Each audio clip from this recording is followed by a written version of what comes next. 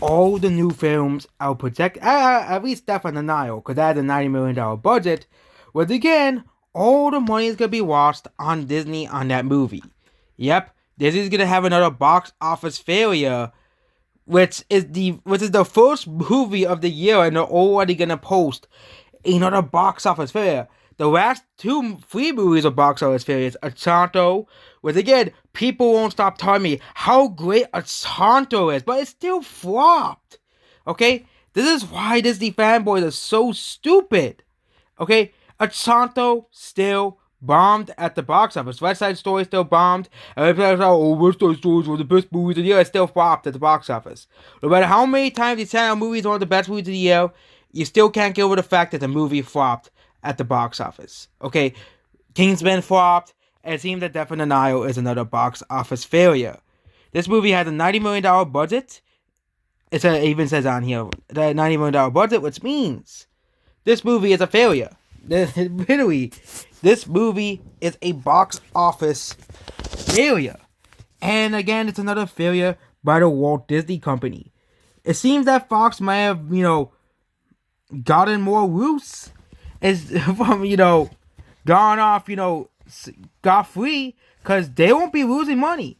Disney will be losing money, okay? Disney's the one that owns Fox now, okay? So that means this is another box office failure for the House of Mouse, okay? Once again, this is another one of those long delayed movies that, they kept delaying over and over and over and over again. This was supposed to be released in like the end of 2020, and now they're finally releasing it. Next is Marry Me, where it's another one of those,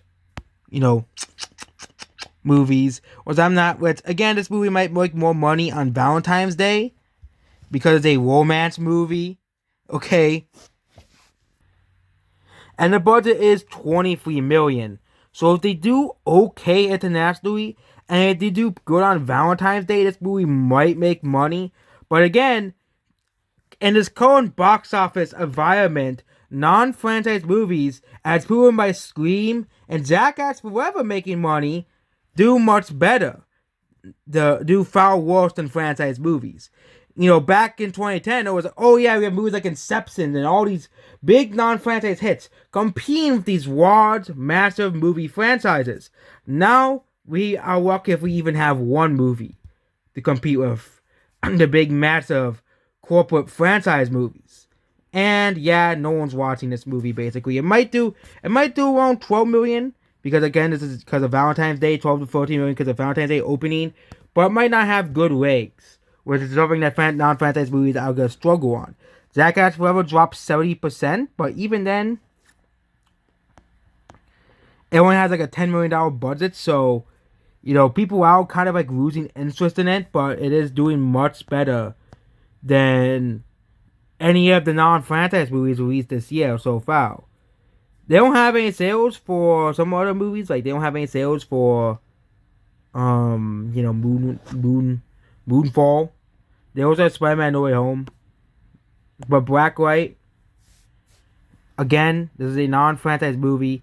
$43 million thrown out the window because again, people, again, because it's not a proper franchise. If this was a Marvel movie, it would have made $50 million opening weekend.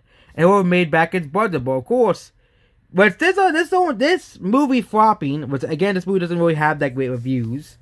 Okay.